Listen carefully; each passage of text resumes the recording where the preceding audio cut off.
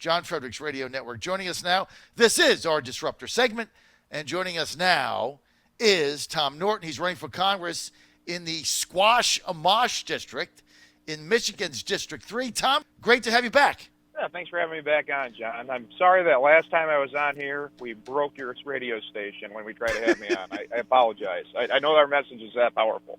It was the Justin Amash gremlins that got inside your phone and blew everything up. But look, Tom, you're running for Congress. Amash said, I'm not a Republican anymore. I'm an independent. What does that mean? Is he not going to be on the Republican ballot? I think he's not going to be on the Republican ballot. I honestly think he's getting ready to run for president as a independent, thinking that he's going to hurt Trump. And in this area, I always tell Republicans, just point out some of his liberal tendencies and let him hurt the Democrats. I think Richard Anderson tried that in 1980 against Ronald Reagan. Didn't work very well. That was John Anderson from Illinois. And no, he actually ran. He thought he was a legitimate candidate at the time because he thought, Reagan was too far right and Carter was a disaster. Reagan beat him in the primaries, and he launched an independent campaign that went nowhere this side of Wednesday. But Amash, I think you're right, though. I mean, where I thought Anderson was legit, I think Amash's objective is to take votes away from Trump and elect whoever the Democrat is. That's what I think his objective is. I think you nailed that, Tom. Tom, tell me about your campaign to be the Republican nominee in Michigan's 3rd district. I mean, right now you're faced with an establishment Republican who was on our show. He's got a lot of money behind him. How do you overcome that, Tom Norton? Well, actually, the race has gotten more establishment folks in, quite a few more. As of right now, we have 3 establishment folks, 2 more establishment folks are getting in. We've locked down the primary organization of every Tea Party organization in the district. As a matter of fact, a couple of them are trying to approach us to sit down. They're like, well, if you back us, we can get the grassroots. No, I can't put grassroots behind you because you're a fake. You're a fake. When they get in front of people, they can tell whether you're real or not. And heck, last night we did a meet and greet, and I got done with it and walked down, and a couple of their grassroots supporters in that particular county walked up to me. They're like, I've never heard you talk, but you're the only candidate that I can hear, and you obviously have leadership and command ability. And all I talked about the entire time, because I know where Amash is going, I talk about we are not in a race of what Republican is the most conservative. We are in a race of fighting socialist Democrats. This is Americanism versus socialism now. That's the fight that Justin Amash never understood. This isn't about some type of purity. This is about, you got people like Omar who come to the United States. She says she hates America. She laughs because Americans are scared of Al-Qaeda. She marries her brother. I mean, these are real things, and the mainstream media will never cover that because she's also anti-Semitic, and that defeats the Democratic narrative of calling every Republican, a racist, anti-Semitic, and everything else, when in fact it's within their party that they are having that problem. We are literally up against an Americanism and an extreme socialism that wants to take down the United States like Khrushchev wanted to do back in the 1960s. I think you're right, Tom, about that. And I'm kind of sick and tired of being lectured to by this clown squad of 4 that because I don't want to bring my country into their vision of a socialistic, communistic government command economy paradise, that somehow because of that I'm a racist. No, I just believe in capitalism, entrepreneurism, and the greatness of America and our ideals. That's all it means. And by the way, Tom, I'm out there every day trying to take care of my family. Right? That's my main concern, right? I don't get up every day, and I said this earlier on the air because this is really starting to tick me off. I don't get up every day thinking about, well, what happened to Cory Booker, or what did AOC say today? Like, I'm trying to support my family, take care of them the best I can.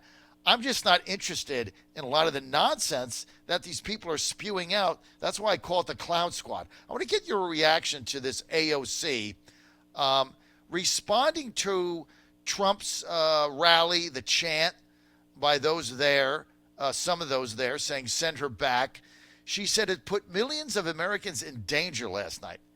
It was a chant at a rally. Oh, by the way, remember, and I'm not a fan of him, Tom, I just got to tell you that, when George W. Bush and Dick Cheney rolled out Axis of Evil, right? Oh, that was all right. That got us into a war that we still can't get out of. That was fine, but some stupid chant at a rally now is putting people in danger. This is how stupid this whole thing has become. Let me play the cut. I'm going to get your reaction. I've heard the chant, yeah. Go ahead. Cut 7, AOC.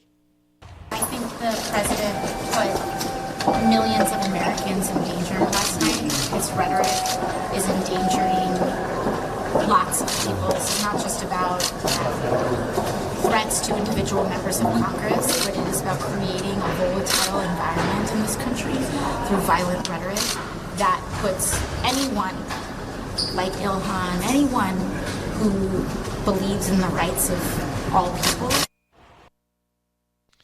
Okay, so here is AOC, part of the Clown Squad, telling us that some chant at a rally is putting millions of Americans in danger last night. Her policies are putting hundreds of millions of people in danger. That's my concern. But go ahead, respond to that, Tom.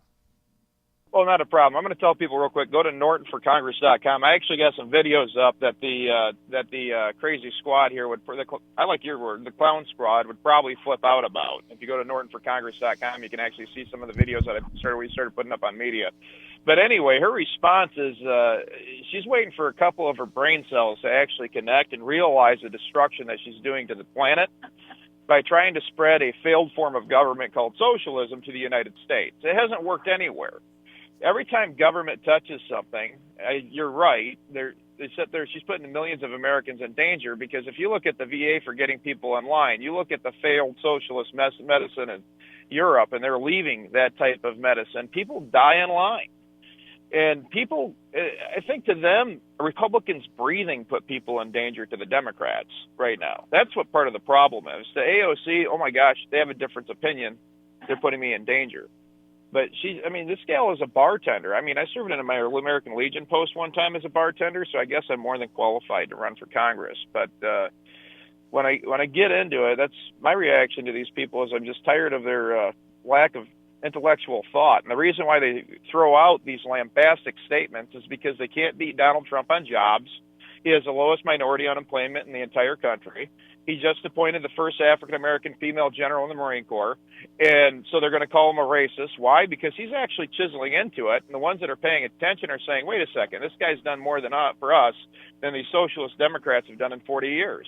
All this is the same playbook they've been playing for 40 years. And I think, quite frankly, people are starting to pay attention. I get sick of it. Yeah, Tom, I'm absolutely with you on that. And I'm glad that you got a lot of the backings of the conservative organizations in your district because we have to start to just call this out. You know, they have been able to just sit around and spew out all this clown show nonsense. And, of course, the legacy mainstream lying fake news media has their back. So you've got that going on. Tom, stay with us. I got to go to a quick word from our sponsors.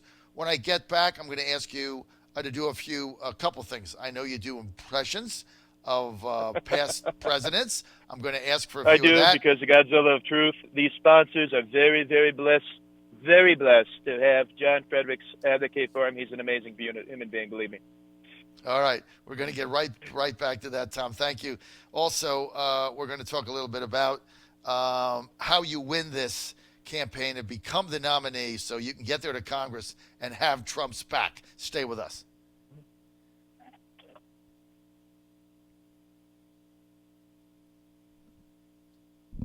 Well, or not. I guess Tom, we're staying with you. All right, Tom, we're staying with you. That didn't work. Okay, so we're staying with you, Tom. You do. I'm going to get to this other stuff. You do political impressions of presidents. Give us a sampling. Tell us who it is, and give us a sampling. I can do most of them right now, from Richard Nixon forward. I struggle with Jerry Ford.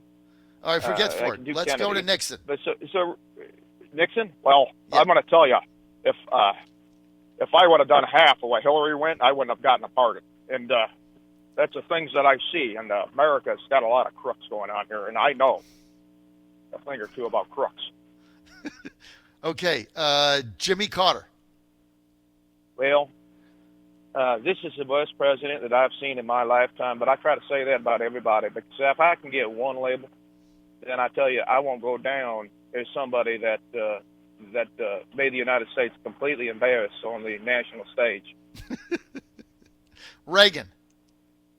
Well, the reason I put jelly beans out on my table was I couldn't remember anybody's name, and I didn't have Alzheimer's at the time, and that's one of the reasons I did it. But I could pick up conversations anytime, and Nancy and I always sit there, and we like to crack those jokes. You ever hear the one about the potatoes going to heaven, and they sit there and they said, "This is the Soviet Union. There is no heaven." And he said, "Well, there's no potatoes either." Either one, either George H. or George W. Bush. I can do both real quick. This is a good one. You know why Jeb Bush ran for president, don't you? No, why? He sat there, and at Christmas, George Sr. was sitting down there, and he said, "Son, I'm really disappointed in you. Even your former cokehead brother became president." That's right, Dad. I nailed it, too. Okay, can you do Obama? But there be no mistake. There is a line that will not be crossed. And if they cross that line, I will make 20 new ones and never enforce the line. All right, that brings us to President Trump, Tom. John, like I said, you're a great American. These are great people. Tom Norton is the only one in the 3rd District that is going to be able to fight for America once I'm gone. All these other candidates, they can't fight. They're followers. They're not leaders, believe me. And we're going to sit there. We're going to take on other. Joe Biden, he's just going to feel people. All these other ones like Pocahontas, she's going to come in, and believe me, I'm going to crush Pocahontas. I'm not sure she's going to win Massachusetts. All right, Tom Norton, great impressions. How do you win this race? A lot of it's going to be by people going to NortonForCongress.com. And what I tell people, if we can get 1,000 people donating $25 a month across the entire country, just 1,000. So if all your listeners went to our website, NortonForCongress.com, put $25 in a month, I can compete with the big money, because the small dollars, we have a lean campaign with more volunteers that care about the United States of America. We got the manpower. Now I need to make sure we have enough ammo to give them the bullets, because we're going to be doing online videos. It's one of the reasons I tell people go to the website. We have them on there. We're going to be able to deliver a message. And we're going to do ads that are lighthearted. And some people said, don't do that. And I tell you, the reaction I get from people when I do a lighthearted video is they sit there and they're like, you take on a serious subject and you make it funny. And then I do a couple serious ones back to back. We can't be complete clowns, but I like to have fun. And we make it entertaining again, so Americans want to re-engage. But a lot of it's going to be people going to the website, donating these monthly reoccurring donations. Heck, we'll take $10 a month. But if we can get 1,000, 2,000, 3,000 people doing that across the country, we can take back multiple House seats, because that gives us the ability to have the basic staff pay for billboards, pay for mailers next year. We got a year from now for doing it. It's like building up a small business, and we'll get there. But it's going to be a long slug, inch by inch, yard by yard, until we get to the finish line at the end of the goalpost. All right, Tom Norton, I love what you're doing. The more establishment-type candidates, Tom, that get in the race, the better opportunity I think you've got. I think you've got to be successful. I want to get your comments here. The president tweeting out moments ago, tweeting out that he's basically doubling down now on what happened. Yesterday he backed away from the chants. Now he's like saying, the media just blew it out of proportion. Their hair is on fire. There's an outrage of the day. And he blamed the media for the whole thing. How do you react to that? The media lies anyway. Like I said, they got Omar and Tlaib, who are actually anti-Semitic, but you don't hear the media saying anything about them. You don't hear the media sitting there or the Democrats condemning them. And I've read this tweet multiple times. He said, go back to their homes. He didn't say go back to their countries. He said go back to their homes, like their districts, and fix the crime-ridden areas that they're from. Detroit would exactly be considered a paradise for Tlaib, would it? Omar's from Minneapolis, in the bad part of Minneapolis. So, and they're sitting here and they're saying they hate America, they hate Jews, and the media never wants to mention them. But somehow, whatever these people do, it's Trump's fault. And that's what all they're going to say. The media will never, ever, ever want to give this man credit. The left will never want to give this man any credit whatsoever. And he should double down, because at some point we need to fight back. And the question I ask for everybody, where's the rest of the Republican Party? They don't have a backbone. They're unwilling to fight. They're scared of being labeled. And you know what? I told somebody, they said, well, you're going to get labeled. What happens if you're labeled and you lose? Well, then I lose and go back and do what I do for a living, and I don't care, because in 2 years everybody's going to forget anyway. So the problem with these Republican people, they have this vision of grandeur, even within our own party. And they will not fight for Trump because they're scared. And Donald Trump's going to win again because he has leadership and he's not afraid of what's in front of him. He's doing this because he loves this country. Billionaires like him do not run to be president of the United States, sacrifice what he's sacrificing of his own personal future wealth for this, if they didn't love this country. And this is about the United States of America and the love of country that has been disappearing, that these socialists want to destroy. They want to take the United States Constitution and burn it, because that's the only way you can take freedom away from people around the planet. This is about power. This has nothing to do about actual Donald Trump. It's about the socialists and the Democrats and the establishment Republicans having power, and Donald Trump is taking it away from them. That's why these folks don't want to stand up and back this guy. And who's going to continue this fight when he's gone? Tom Norton for Congress. What's your website, Tom? Norton for Congress, the number 4congress.com. Go there. Let's get 10, 25, even $50 a month, and let's win this thing. Hey, we got to get Tom there. We got to get him there. Tom's going to be a great advocate for President Trump in Congress. Go to TomNortonforCongress.com.